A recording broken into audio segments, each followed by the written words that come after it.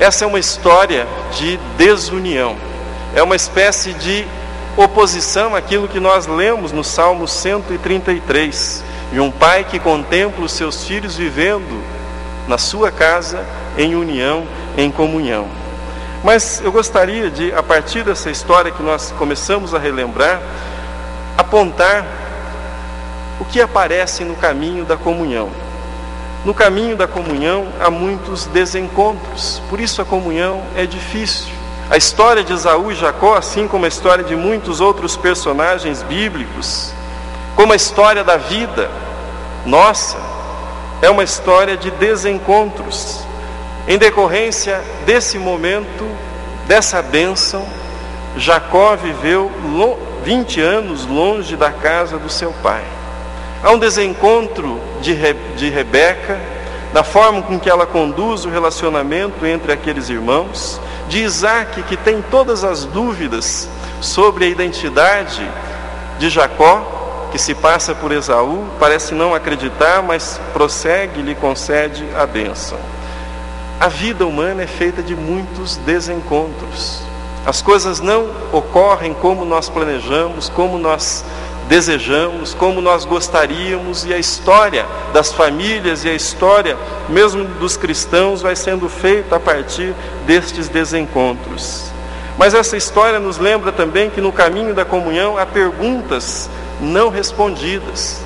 Eu sei que parte da literatura bíblica e parte da literatura cristã simplesmente estereotipou Esaú como aquele que desprezou a primogenitura e que foi punido por conta disso. Mas algumas perguntas que sempre que leio esse texto eu me faço.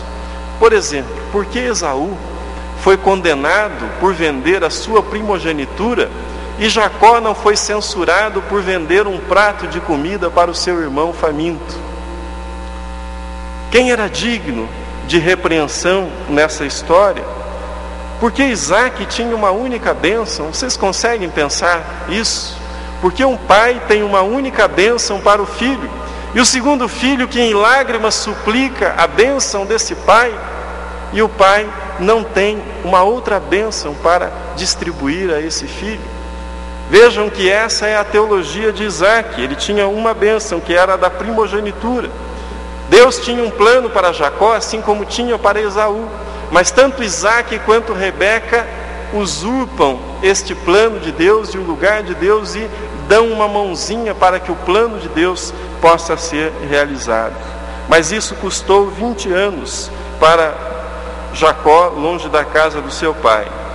No caminho da comunhão, também há modelos que são reproduzidos inconscientemente. Jacó era o filho preferido de Rebeca. Isso fica evidente na história contada pelo Gênesis. Jacó também teve um filho preferido, José, que era o seu filho tido com Raquel, aquela a quem ele amara. Mas vocês se lembram da história de José? Tendo sido o filho preferido, foi o filho odiado pelos irmãos, vendido, e de uma forma semelhante ao que Jacó vivera, ele fora privado da comunhão, do convívio com seu filho José, tendo reencontrado apenas já próximo da sua morte, no final da sua velhice.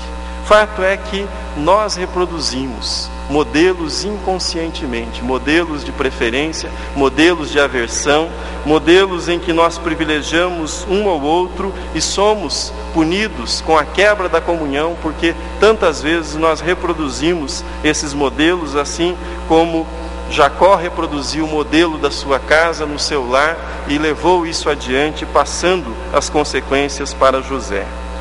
20 anos depois há o reencontro entre Jacó e Esaú. Eu gostaria de ler rapidamente com vocês a história desse reencontro. Abram novamente no livro do Gênesis, capítulo 33, dos versículos 1 a 4. Livro do Gênesis, capítulo 33, versículos de 1 a 4. Depois leremos também o 12. Página 33 do Antigo Testamento.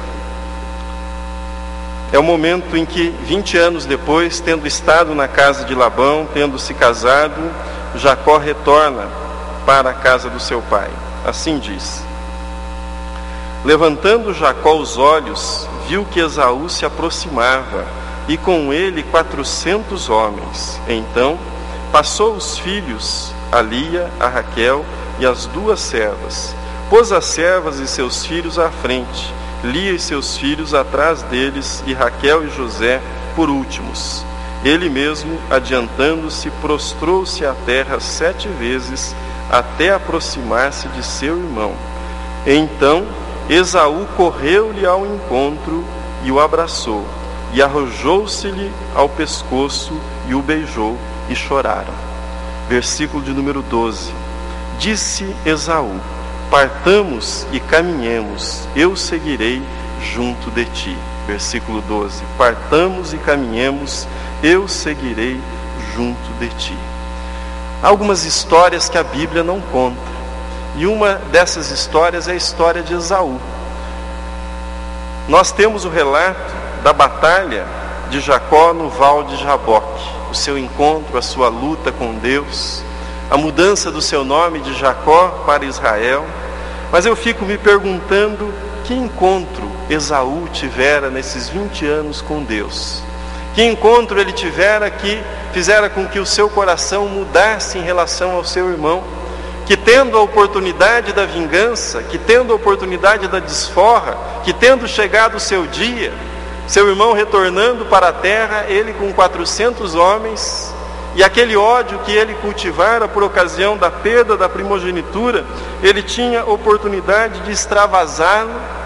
Ele corre para Jacó, o abraça e o beija, num gesto de perdão. Eu não posso crer que Esaú tivesse essa mudança sem que ele tivesse tido um encontro com a graça perdoadora de Deus, sem que ele tivesse sido também transformado, assim como Jacó fora transformado no Val de Jaboque. Esaú diz para Jacó, no versículo de número 12, vamos fazer dessa jornada para casa, não a sua, não apenas a sua volta para casa, mas a nossa volta para casa. Ele queria voltar para casa junto com Jacó. Um momento de reconciliação, um momento de perdão entre eles. Relembro essa história para os irmãos, tendo lido o Salmo 133, para dizer apenas uma coisa: falar em comunhão, ou ler o Salmo 133, quão bonito e agradável é viverem juntos os irmãos, não significa que nós não passemos por dificuldades, por conflitos, por separações que às vezes duram anos, como houve entre Jacó e Esaú.